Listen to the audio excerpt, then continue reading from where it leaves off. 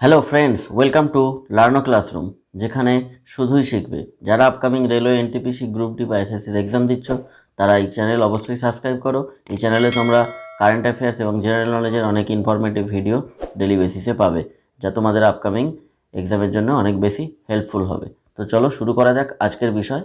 আজকে আমরা পড়ব রাসায়নিক বন্ধন। এর আগে আমরা রাসায়নিক বন্ধন সম্পর্কে পড়েছিলাম পার্ট 1। সেখানে আমরা আয়নিক বন্ড দেখেছিলাম বা রাসায়নিক বন্ধন কিভাবে তৈরি হয়। আজকে আমরা রাসায়নিক বন্ধনের সেকেন্ড পার্ট পড়ব এবং এটাই রাসায়নিক বন্ধনের লাস্ট পার্ট হবে। এখানে আমরা বাকি রাসায়নিক বন্ধন সম্পর্কে জানব।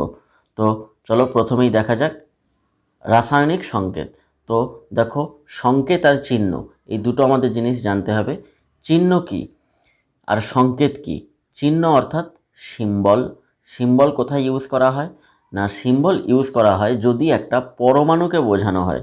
ধরো আমি নাইট্রোজেনের একটা পরমাণুকে বোঝাবো, আমি লিখব শুধু এন। তো এই নাইট্রোজেনের একটা পরমাণুকে বোঝাতে এই যে এনটা ইউজ করলাম, এই এনটা হলো নাইট্রোজেনের সিম্বল। তেমনভাবে হাইড্রোজেনের একটা পরমাণুকে বোঝাতে আমরা এইচ ইউজ করব। অক্সিজেনের একটা পরমাণুকে বোঝাতে আমরা ও ইউজ করব। ফসফরাসের একটা পরমাণুকে বোঝাতে আমরা পি ইউজ করব। সালফারের ক্ষেত্রে এস ইউজ করব। তো এইগুলোই হচ্ছে চিহ্ন। অর্থাৎ চিহ্ন দ্বারা আমরা কি করি, মৌলিক পদার্থের একটা পরমাণুকে বোঝাই। ঠিক আছে। আর সংকেত কি? সংকেত হচ্ছে মৌলিক পদার্থের বা যৌগিক পদার্থের একটা অণুকে বোঝাই। ঠিক আছে। কারণ যৌগিক পদার্থের তো পরমাণু হয় না, কারণ যৌগিক পদার্থ মানেই তাতে মিনিমাম দু রকমের মৌলিক পদার্থ আছে। তো যখন দুটো পরমাণু এক জায়গায় হয়ে যাবে তখন সেটার পরমাণু থাকবে না, সেটাকে বলা হবে অণু। ঠিক আছে। তো সেই জন্য যৌগিক পদার্থের পরমাণু হয় না, শুধুমাত্র মৌলিক পদার্থের পরমাণু হয়। তো মৌলিক পদার্থের পরমাণুকে আমরা চিহ্ন দ্বারা প্রকাশ করছি। আর সংকেত দিয়ে আমরা কি করব, মৌলিক যৌগিক দুরকম পদার্থেরই অণুকে প্রকাশ করব, অর্থাৎ যাকে আমরা বলবো ফর্মুলা। তো যদি বলা হয় যে কার্বন ডাইঅক্সাইড, এই কার্বন ডাইঅক্সাইড বোঝাতে, এটা একটা কার্বন ডাইঅক্সাইড একটা যৌগিক পদার্থ, তার একটা অণুকে বোঝাতে CO2 লিখলাম। এই CO2 হচ্ছে কার্বন ডাইঅক্সাইডের রাসায়নিক সংকেত।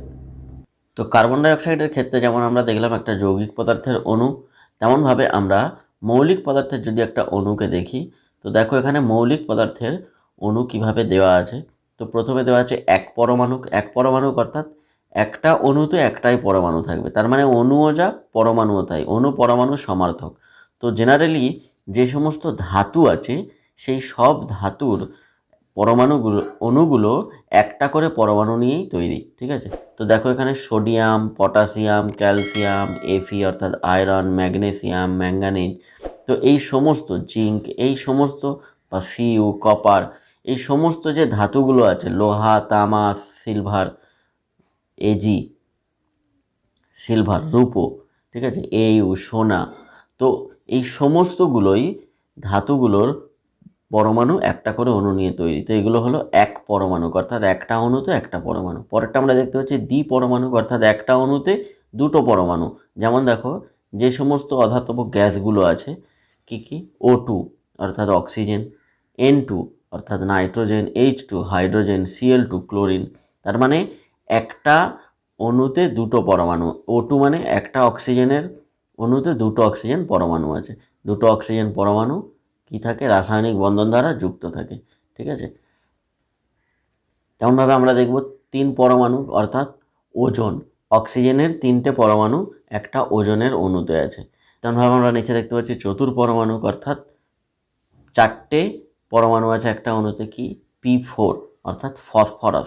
ফসফরাসের চারটে পরমাণু ফসফরাসের একটা অণুতে থাকে। তোমরা উপরে ছবি দেওয়া আছে দেখতে পাচ্ছ। ঠিক আছে। তেমনভাবে অষ্টপরমাণু অর্থাৎ একটা অণুতে আটটা পরমাণু, সেটা কি, সালফার। সালফারের অণুতে আটটা পরমাণু থাকে। ঠিক আছে।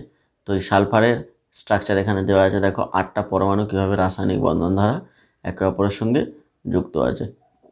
তাহলে আমরা যেমন দেখলাম মৌলিক পদার্থের অণু, এখন আমরা দেখব যৌগিক পদার্থের অণু। যৌগিক পদার্থের অণুর সংকেত আমরা কিভাবে লিখব।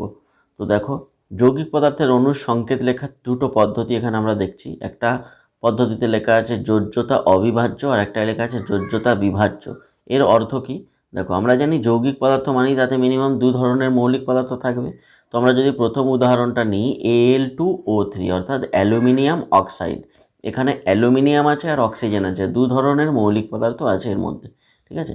তো এই যে দু রকমের মৌলিক পদার্থ আছে, এর মধ্যে অ্যালুমিনিয়ামের যোজ্যতা কত 3, ঠিক আছে, আর অক্সিজেনের যোজ্যতা কত 2, অর্থাৎ অক্সিজেনের শেষ কক্ষপথে দুটো ইলেকট্রন বিক্রিয়ায় অংশগ্রহণ করছে, আর অ্যালুমিনিয়ামের শেষ কক্ষপথের তিনটে ইলেকট্রন বিক্রিয়ায় অংশগ্রহণ করছে। তাই অ্যালুমিনিয়ামের যোজ্যতা 3 আর অক্সিজেনের যোজ্যতা 2। কিন্তু আমরা যখন সংকেত লিখেছি তখন কি লিখেছি, Al2O3। দেখো অ্যালুমিনিয়ামের পাশে 2 লিখেছি, অর্থাৎ অ্যালুমিনিয়ামের যেটা যোজ্যতা সেটা অ্যালুমিনিয়ামের পাশে লিখেনি। কোনটা লিখেছি, অক্সিজেনের যোজ্যতা লিখেছি অ্যালুমিনিয়ামের পাশে, আর অক্সিজেনের পাশে কি লিখেছি, অ্যালুমিনিয়ামের যোজ্যতাটা। তাহলে রাসায়নিক বন্ধন লেখার পদ্ধতি কি, যদি দুজনের যোজ্যতাকে বিভাজ্য না হয়, অর্থাৎ একজনের যোজ্যতা 3 আর একজনের যোজ্যতা 2, দুজনকে কোনো কমন সংখ্যা দিয়ে ভাগ করা যাবে না, ঠিক আছে। তাহলে যদি কমন সংখ্যা দিয়ে ভাগ করা না যায়, তাহলে কি করব আমরা, না পাশের জনের যোজ্যতাটা প্রথম জনের পাশে আর প্রথম জনের যোজ্যতাটা দ্বিতীয় জনের পাশে আমরা লিখব, ঠিক আছে। আমরা দেখলাম যে অ্যালুমিনিয়ামের যোজ্যতা 3 আর অক্সিজেনের 2, তাই অক্সিজেনেরটা অ্যালুমিনিয়ামের পাশে আর অ্যালুমিনিয়ামেরটা অক্সিজেনের পাশে লিখেছি। এটা থেকে আমরা আরও জানতে পারি যে Al2O3 মানে দুটো অ্যালুমিনিয়াম অণুর মধ্যে আছে, পরমাণু আছে, আর 3টে অক্সিজেন অণুর মধ্যে পরমাণুর মধ্যে আছে, ঠিক আছে। একটা অ্যালুমিনিয়াম অক্সাইডে দুটো অ্যালুমিনিয়াম পরমাণু, 3টে অক্সিজেন পরমাণু আছে, ঠিক আছে। তেমনভাবে পরের উদাহরণটা যদি আমরা দেখি, H2O কি, এখানে দুটো হাইড্রোজেন পরমাণু, একটা অক্সিজেন পরমাণু আছে। অক্সিজেনের যোজ্যতা আমরা দেখলাম একটু আগে 2, তো সেই জন্য 2টা এর পাশে চলে এসেছে, আর হাইড্রোজেনের যোজ্যতা হচ্ছে 1, সেই জন্য এর পাশে 1 আছে, কিছু নেই মানে 1 আছে, ঠিক আছে। তো এইভাবে আমরা যোজ্যতা রিভার্স করে আমরা লিখছি, দুজনের যোজ্যতাকে তো কোনো সংখ্যা দিয়ে ভাগ করা যাবে না। তেমনভাবে Fe2O3, এখানেও Fe2O3 অর্থাৎ 2টা কি, অক্সিজেনের যোজ্যতা, আর 3টা কি, Feর যোজ্যতা, আয়রনের যোজ্যতা, ঠিক আছে। এটা হলো মরিচার সংকেত। তেমনভাবে CaCl2, ক্যালসিয়াম ক্লোরাইড, এখানে দেখো 2টা কার যোজ্যতা, সি এর যোজ্যতা, ক্যালসিয়ামের, আর Cl2-র যোজ্যতা কত, Cl এর পাশে কিছু নেই মানে 1 আছে, তাহলে ক্লোরিনের যোজ্যতা 1। তাহলে সুতরাং এক্সামে যদি এই ধরনের কোয়েশ্চেন আসে, যদি এই ধরনের একটা সংকেত লিখে দেয়, লিখে দিয়ে যদি জিজ্ঞাসা করা হয় যে এখানে এর যোজ্যতা কত, যদি প্রথমটাই দিয়ে দেয় Al2O3-তে অ্যালুমিনিয়ামের যোজ্যতা কত, তো সিম্পলি আমরা সংকেত থেকে বুঝতে পারবো অ্যালুমিনিয়ামের যোজ্যতা 3, ঠিক আছে। জানা মনে না থাকলেও আমরা সংকেত দেখে বুঝে যাব যে কোনটাতে কার যোজ্যতা কত। পরেরটাও দেখো এইভাবে, H2SO4, দেখো H2SO4, এই যে SO4টা কি, এটা মূলক। আমরা এর আগের ভিডিওতে দেখেছিলাম যে মূলক বা র্যাডিক্যালস কি, তোমরা লিঙ্কে আগের ভিডিওর লিঙ্ক পেয়ে যাবে। তো SO4 হচ্ছে সালফেট, যার মাথায় কি হচ্ছে, দুটো নেগেটিভ থাকে। দেখো আমি এখানে কিছু র্যাডিক্যালসের মূলকের লিস্ট দিয়েছি, দেখো এখানে সালফেট আছে, দেখো SO4 সালফেট, SO4 মাথায় দুটো নেগেটিভ, তার মানে এর যোজ্যতা 2। এখন হাইড্রোজেনের যোজ্যতা 1, তাহলে এই দুটোকে প্রশমিত করতে গেলে দুটো হাইড্রোজেন প্লাস লাগবে, সেই জন্যে H2SO4, অর্থাৎ SO4-এর দুটো মাইনাস আর হাইড্রোজেনের দুটো প্লাস, কারণ দুটো হাইড্রোজেনের, প্রত্যেকটা হাইড্রোজেনের একটা করে প্লাস, তো দুটো হাইড্রোজেন প্লাস আর একটা সালফেট মাইনাসের সঙ্গে যুক্ত হয়ে H2SO4 তৈরি করেছে। এখানে হাইড্রোজেনের যোজ্যতা কত, সালফেটের পাশে কিছু নেই মানে 1, আর সালফেটের যোজ্যতা কত, হাইড্রোজেনের পাশে 2 আছে মানে সালফেটের যোজ্যতা 2। বোঝা গেল? তেমনভাবে যদি আমরা পরেরটা দেখি, যোজ্যতা বিভাজ্য, অর্থাৎ এক্ষেত্রে কি হচ্ছে, এদের মধ্যে যে দুটো পরমাণু আছে দুজনের যোজ্যতাকে কমন সংখ্যা দিয়ে ভাগ করা যায়। যেমন এমজির যোজ্যতা কত, 2, অক্সিজেনের যোজ্যতা কত, 2, তাহলে অক্সিজেনের যোজ্যতাও 2 আর ম্যাগনেসিয়ামের যোজ্যতাও 2, তাহলে দুজনের যেহেতু 2 আছে, তাহলে আমরা যদি একে 2 কমন নিয়ে নিই তাহলে 1 হয়ে যাবে, সেই জন্য আমরা MgO লিখেছি, এর পাশে এমজির পাশেও 1 আছে, ও এর পাশেও 1 আছে, ঠিক আছে। তাহলে এখানে এমজিওর মধ্যে এমজির যোজ্যতা কত হলো, 2, আর ও এর যোজ্যতা কত হলো, 2, ঠিক আছে। তো এক্ষেত্রে খেয়াল রাখতে হবে, আগের ক্ষেত্রে কী ছিল, অবিভাজ্য ছিল, তাই দুজনের পাশে অ্যাকচুয়াল সংখ্যাটাই বসে যাচ্ছিল, কিন্তু এখানে অ্যাকচুয়াল সংখ্যাটা বসছে না, যেটা বিভাজ্য হওয়ার পরে যেটা থাকছে সেইটা বসছে, ঠিক আছে। তেমনভাবে দেখো MgSO4, এখানে দেখো Mgর যোজ্যতা আমরা কত দেখলাম, ম্যাগনেসিয়ামের যোজ্যতা 2, সালফেটের যোজ্যতা আমরা এখানে থেকে দেখলাম যে সালফেটের যোজ্যতা 2, তাহলে দুজনেরই 2 2 2 কমন নিলে MgSO4, Mgর পাশে আর 2 বসাতে হলো না, বা SO4 এর পাশেও 2 বসাতে হলো না, ঠিক আছে। কিন্তু অ্যাকচুয়াল যোজ্যতা কত, 2। তেমনভাবে ক্যালসিয়াম কার্বনেট, ক্যালসিয়ামের যোজ্যতা আর কার্বনেটের যোজ্যতা দেখো লিস্টে, কার্বনেটের যোজ্যতা কত এখানে 2, আর ক্যালসিয়ামের যোজ্যতা এর আগে আমরা দেখলাম ক্যালসিয়ামের যোজ্যতা CaCl2 এর ক্ষেত্রে ক্যালসিয়ামের যোজ্যতাও কত 2, তাহলে দুজনেরই 2 2, তাহলে 2 দিয়ে ডিভাইড করলে 1 1 হয়ে যাবে, সেই জন্য CaCl2, কারোর পাশে আর 2 লেখা হয়নি। তেমনভাবে NH4NO3, এখানে দেখো দুটোই মূলক, এটা অ্যামোনিয়াম মূলক আর এটা নাইট্রেট মূলক, দুজনেরই যোজ্যতা এখানে দেখো অ্যামোনিয়াম মূলকের যোজ্যতা 1 আর নাইট্রেট মূলকের যোজ্যতা 1, তো যেহেতু দুজনেরই 1 তাই সিম্পলি পাশাপাশি বসে গেছে, একটা পজিটিভ একটা নেগেটিভ, নাইট্রেট নেগেটিভ আর অ্যামোনিয়াম পজিটিভ। তেমনভাবে কস্টিক সোডা NaOH, ঠিক আছে, এখানেও হাইড্রক্সাইড, সোডিয়াম হাইড্রক্সাইড এটা, তো এখানেও OH এর যোজ্যতা -1 আর এখানে N এর যোজ্যতা +1, তাই দুজনে যুক্ত হয়ে NaOH তৈরি করেছে। এখন আমরা দেখব সমযোজী বন্ধন বা কোভ্যালেন্ট বন্ড। এর আগে আমরা আয়নিক বন্ড দেখেছিলাম, তড়িৎযোজী বন্ধন, সেখানে কি হয়েছিল, ক্যাটায়ন অ্যানায়ন তৈরি করে পরমাণুগুলো একে অপরের সঙ্গে যুক্ত হচ্ছিল। এখানে কি হচ্ছে, সমযোজী বন্ধনে কি হচ্ছে, এরা ইলেকট্রন গ্রহণ বা বর্জন করে না, এদের বাইরের কক্ষপথের ইলেকট্রন গ্রহণ বা বর্জন হয় না, এরা কি করে, ইলেকট্রনটাকে ভাগাভাগি করে, শেয়ার করে, অর্থাৎ দুজনে মিলেই ব্যবহার করে, ঠিক আছে। তো শেয়ার করার মাধ্যমে, ভাগাভাগি করার মাধ্যমে এরা কি করে, এদের মধ্যে এক ধরনের দুর্বল আকর্ষণ বল তৈরি হয়। আয়নিক বন্ধনে যে ধরনের আকর্ষণ বল তৈরি হয় তার তুলনায় সমযোজী বন্ধনে আকর্ষণ বল অনেক দুর্বল হয়। তো এই আকর্ষণ বল তৈরি হয়, এর ফলে নতুন যৌগিক পদার্থ তৈরি হয়, এটাই হচ্ছে সমযোজী বন্ধন। তো আর যৌগগুলোকে আমরা বলবো সমযোজী যৌগ। তো কিভাবে তৈরি হয় না, এইভাবে ইলেকট্রন শেয়ারের মাধ্যমে এরা বাইরের কক্ষপথের ইলেকট্রন শেয়ার করে কি করে, বাইরের কক্ষপথে অষ্টক পূর্ণ করে, অর্থাৎ নিকটবর্তী নিষ্ক্রিয় গ্যাসের মতো ইলেকট্রন বিন্যাস লাভ করে। যেমন পাশের উদাহরণে তোমরা দেখো, এখানে অ্যামোনিয়ার উদাহরণ দেওয়া আছে NH3। তো এই যে অ্যামোনিয়া গ্যাস আছে, অ্যামোনিয়ার মধ্যে কি আছে, NH3, N মানে একটা নাইট্রোজেনের পরমাণু আছে, আর H3 মানে 3টে হাইড্রোজেনের পরমাণু আছে, ঠিক আছে। তো একটা নাইট্রোজেনের সব থেকে বাইরের কক্ষপথে কটা ইলেকট্রন থাকে আমরা জানি, 5টা ইলেকট্রন থাকে। দেখো এখানে 5টা ইলেকট্রন দেখানো হয়েছে, রেড কালারের যেগুলো, 2টো, এখানে রেড কালারের একটা, রেড কালারের একটা, রেড কালারের একটা, তো টোটাল 5টা ইলেকট্রন দেখানো হয়েছে। আর হাইড্রোজেনের মধ্যে একটাই ইলেকট্রন, একটাই প্রোটন থাকে। তো হাইড্রোজেনের ব্লু কালারগুলো হাইড্রোজেনের ইলেকট্রন সর্বশেষ কক্ষপথে। এখন এরা কি করছে, নাইট্রোজেন একটা করে ইলেকট্রন হাইড্রোজেনকে দিয়েছে, আর হাইড্রোজেন তার ইলেকট্রনটাকে নাইট্রোজেন দিয়েছে, দিয়ে দুজনে মিলে শেয়ার করে এই ইলেকট্রনটা ইউজ করছে। ঠিক তেমনভাবে এখানেও একটা শেয়ার করে ইলেকট্রন ইউজ করছে, এখানেও একটা শেয়ার করে ইলেকট্রন ইউজ করছে। তো 3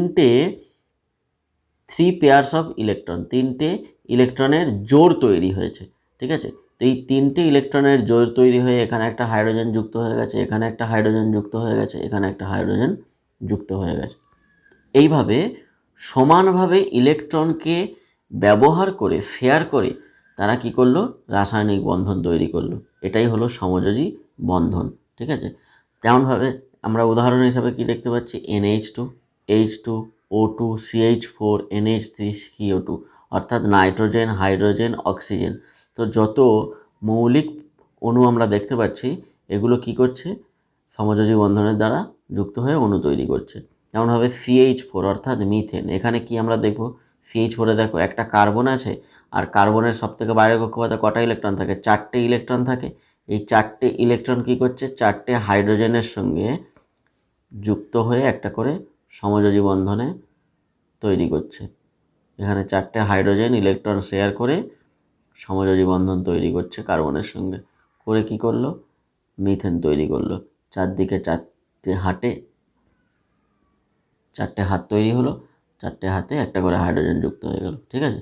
তো এইভাবে মিথেন তৈরি হলো। তেমনভাবে NH3 আমরা দেখলাম। কার্বন ডাই অক্সাইডের ক্ষেত্রে দেখো, কার্বন ডাই অক্সাইডের কী হচ্ছে, কার্বনের সবথেকে বাইরের কক্ষপথে 4টে ইলেকট্রন, আর অক্সিজেনের সবথেকে বাইরের কক্ষপথে 6টা ইলেকট্রন। তাহলে অক্সিজেনের বাইরে 6টা আছে, একে 8টা পূর্ণ করতে গেলে কটা লাগবে? 2টো লাগবে।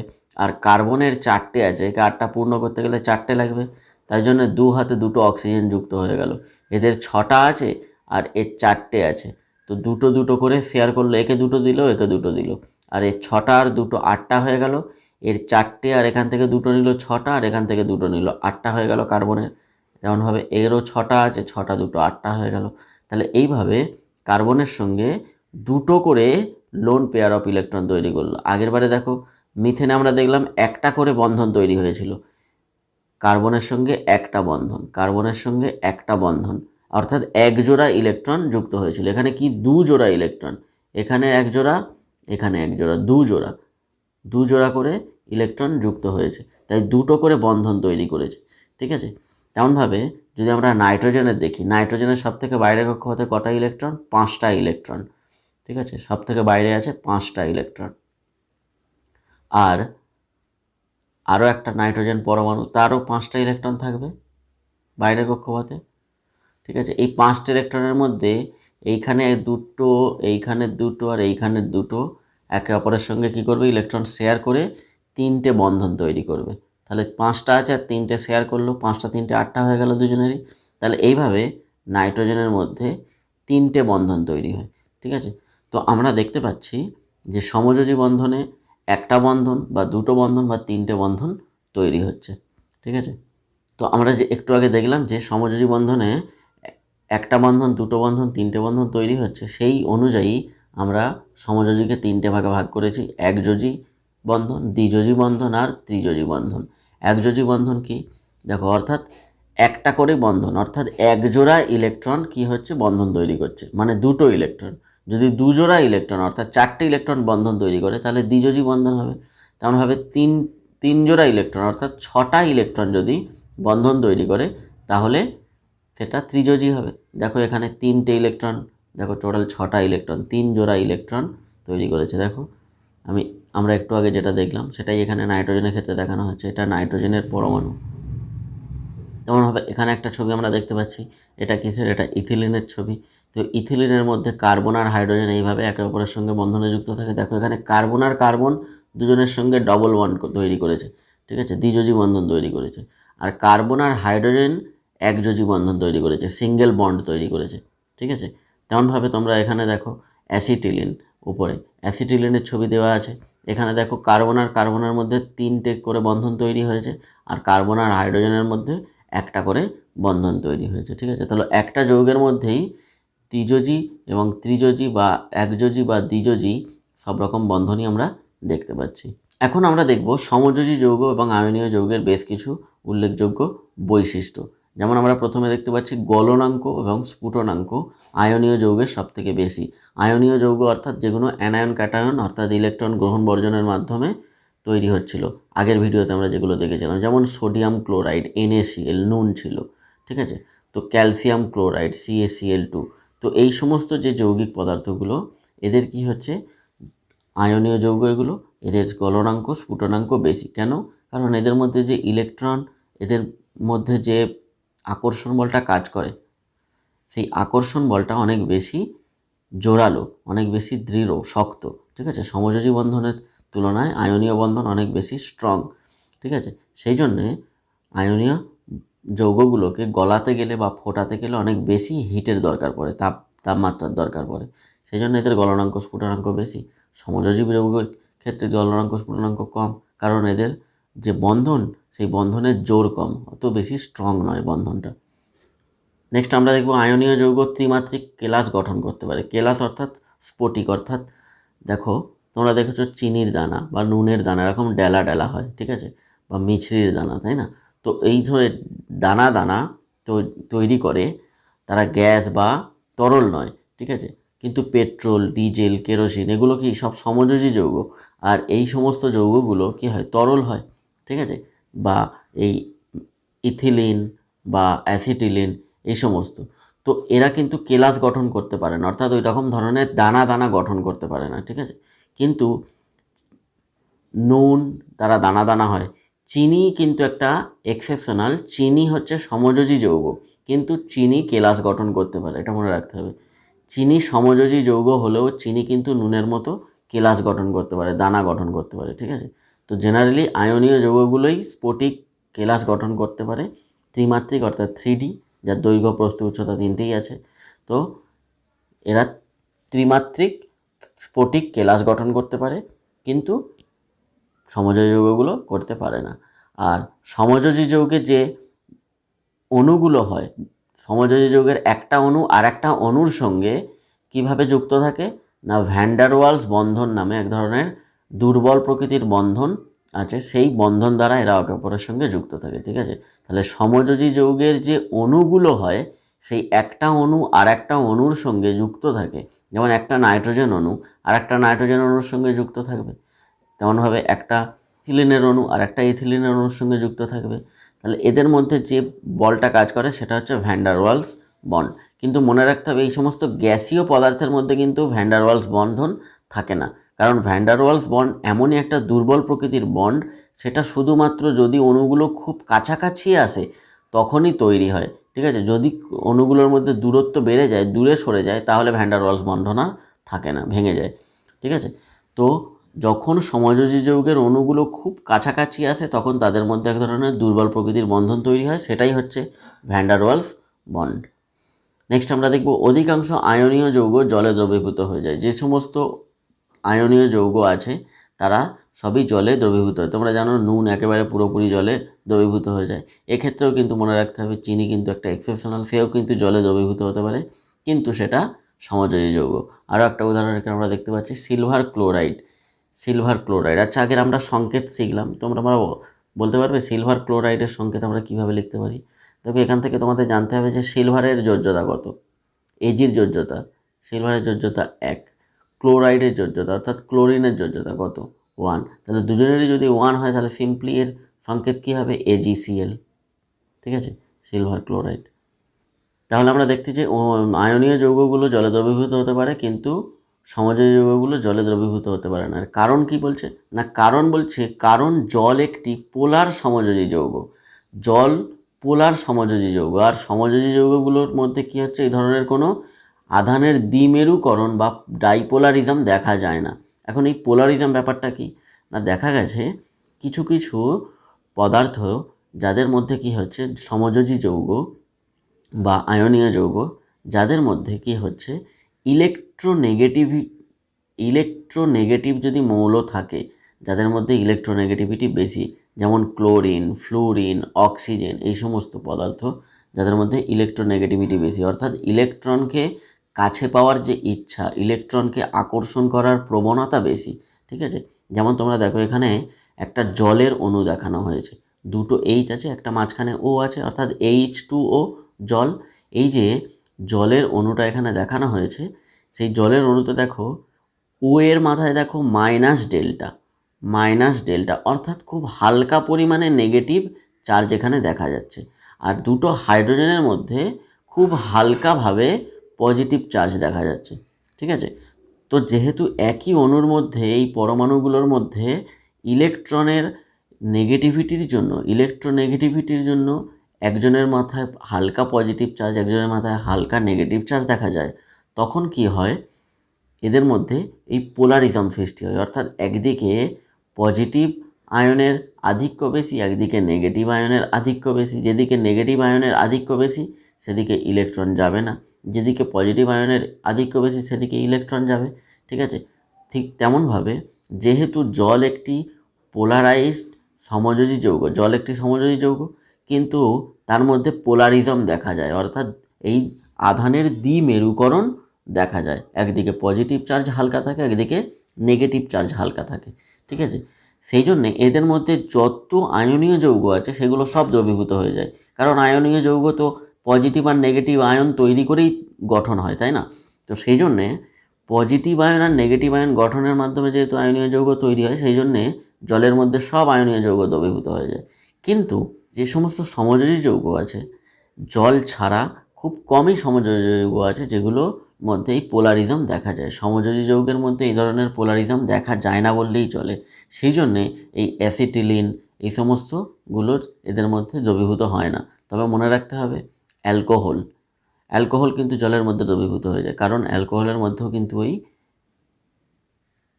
দ্বিমেরুকরণ বা পোলারিজম দেখা যায়।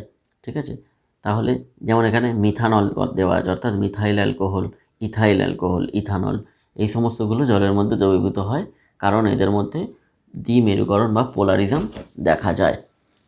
নেক্সট আমরা দেখব আয়নীয় যৌগের যে জলীয় দ্রবণ, সেই জলীয় দ্রবণ তড়িৎ পরিবহন করতে পারবেই, অবশ্যই পারবে, কেননা এদের মধ্যে দ্বিমেরুকরণ দেখা যাচ্ছে, পজিটিভ আয়ন নেগেটিভ আয়ন দেখাই যাচ্ছে। তাহলে যেহেতু পজিটিভ আয়ন নেগেটিভ আয়নের মধ্যে হালকা উপস্থিতি আছে, সেহেতু ও তড়িৎ পরিবহন করতে সক্ষম হবে। কিন্তু সমযোজী যৌগে পারবে না, কারণ ওর মধ্যে দ্বিমেরুকরণ দেখা যায় না।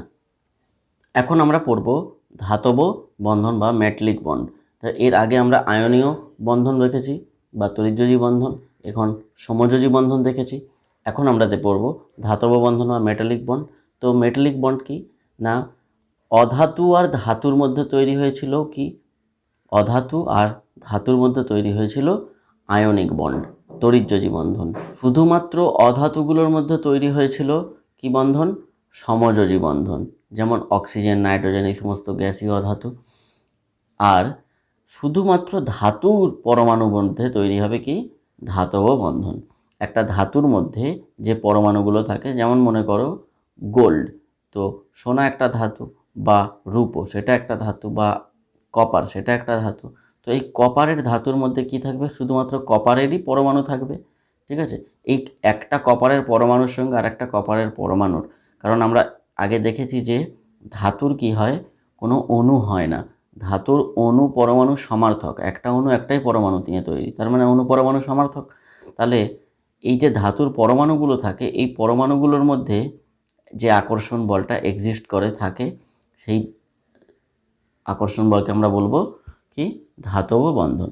এখন এই ধাতব বন্ধন তৈরি হয় কিভাবে না, তোমরা দেখেছো যে পর্যায় সারণীর একেবারে বাঁদিকের শ্রেণীতে ধাতুগুলো থাকে, এই ধাতুগুলোর একেবারে বাইরের কক্ষপথে অর্থাৎ যোজ্যতা ইলেকট্রন কতগুলো করে থাকে, একটা, দুটো বা তিনটে করে ইলেকট্রন থাকে জেনারেলি। ঠিক আছে, তো এই সমস্ত ধাতুগুলোর যে বাইরে যে কক্ষপথে ইলেকট্রনগুলো থাকে, যেহেতু কম সংখ্যক ইলেকট্রন থাকে, সেই জন্যে কেন্দ্রের নিউক্লিয়াসের সঙ্গে এদের কি হয়, মধ্যে আকর্ষণ বল খুব কম হয়, সেই জন্য এরা সহজে কক্ষপথ ত্যাগ করে বাইরে চলে যায়। তো যেহেতু ইলেকট্রনগুলো কক্ষপথ ত্যাগ করে বাইরে চলে যায়, সেই ইলেকট্রনগুলো কি হয়, ধাতুর মধ্যে এইভাবে ঘুরে বেড়ায়। ঠিক আছে, এইভাবে এই যে গ্রিন কালারে যেগুলো দেখতে পাচ্ছ ছবিতে দেখানো হয়েছে, এগুলো সবই ইলেকট্রন। তো এইভাবে ইলেকট্রন ঘুরে বেড়ায়, ইলেকট্রনের একটা সঞ্চারণশীল ইলেকট্রনের একটা স্রোত তৈরি হয়, আর তার মধ্যে ভেসে থাকে কোনগুলো, এই পজিটিভ পজিটিভ অংশগুলো, অর্থাৎ যখন ইলেকট্রন বেরিয়ে যায় তখন পরমাণু কী হয়ে যাবে, পজিটিভ চার্জ হয়ে যাবে, কারণ প্রোটন বেশি হয়ে যাবে। তো ওই পজিটিভ চার্জ যুক্ত কণাগুলো তখন এই ইলেকট্রনের স্রোতের মধ্যে কি থাকে, ভেসে থাকে। ঠিক আছে, তো এইভাবে পজিটিভ আর নেগেটিভের মধ্যে এক ধরনের আকর্ষণ বল তৈরি হয়, এইভাবেই ধাতব বন্ধনের সৃষ্টি হয়। ঠিক আছে, তো ধাতব বন্ধনে ইলেকট্রনগুলো কি হয়, বিচরণ করে, সঞ্চারণ করে, এক জায়গা থেকে এক জায়গায় ঘুরে বেড়ায়, মুক্ত থাকে। ঠিক আছে, তো সঞ্চারণশীল ইলেকট্রনের মধ্যে এর ধনাত্মক অংশটা কী হয়, বিন্যস্ত থাকে। যেহেতু মুক্ত আর বিচরণশীল ইলেকট্রন ধাতুর মধ্যে থাকে, সেই জন্য ধাতুগুলো তাপ আর তড়িতের সুপরিবাহী হয়, খুব ভালোভাবে তাপ তড়িৎ পরিবহন করতে পারে। ঠিক আছে, জলে দ্রবীভূত বা অদ্রবীভূত হতে পারে। আমরা দেখলাম যে আয়নীয় যৌগ জলে দ্রবীভূত হতে পারে, আর সমযোজী যৌগ জলে অদ্রবীভূত হয়, অর্থাৎ দ্রবীভূত হতে পারে না। এই বৈশিষ্ট্যের ওপর নির্ভর করে আমরা কিন্তু আয়নীয় যৌগ আর সমযোজী যৌগকে শনাক্ত করতে পারি। ঠিক আছে, তবে নুন চিনি দুটো ডিফারেন্ট, মনে রাখতে হবে যে নুন আর চিনি দুটোই কিন্তু জলে দ্রবীভূত হতে পারে, কিন্তু একটা সোডিয়াম ক্লোরাইড, নুন হচ্ছে তড়িৎযোজী বা আয়নীয় যৌগ, আর চিনি হচ্ছে সমযোজী যৌগ। তো এতগুলো বন্ধনের মধ্যে আমরা এখন একটা বিশেষ ধরনের রাসায়নিক বন্ধন দেখব, সেটা হচ্ছে হাইড্রোজেন বন্ধন। হাইড্রোজেন বন্ধন কি, হাইড্রোজেন বন্ধন এক ধরনের বিশেষ রাসায়নিক বন্ধন, যেটা কি হচ্ছে শুধুমাত্র হাইড্রোজেন এবং অন্যান্য ইলেকট্রোনেগেটিভ মৌলের মধ্যে তৈরি হয়, যেমন নাইট্রোজেন বা অক্সিজেন বা ফ্লোরিন, এই সমস্ত যে ইলেকট্রোনেগেটিভ মৌলিক পদার্থগুলো আছে তাদের মধ্যে তৈরি হয়। হাইড্রোজেনের সঙ্গে অবশ্যই তৈরি হবে, তার মানে হাইড্রোজেন বন্ধন তৈরির জন্য অবশ্যই হাইড্রোজেন দরকার। ঠিক আছে। আর অন্য প্রান্তে কারা থাকবে না ইলেকট্রোনেগেটিভ মৌলের পরমাণু থাকবে, সেটা অক্সিজেন হতে পারে, ফ্লোরিন হতে পারে। যেমন পাশের ছবিতে তোমরা যদি দেখো, এটা একটা, এখানে এটা অক্সিজেন, রেড কালারের একটা অক্সিজেন, আর ব্লু কালারের যে দুটো, এ দুটো হচ্ছে হাইড্রোজেন।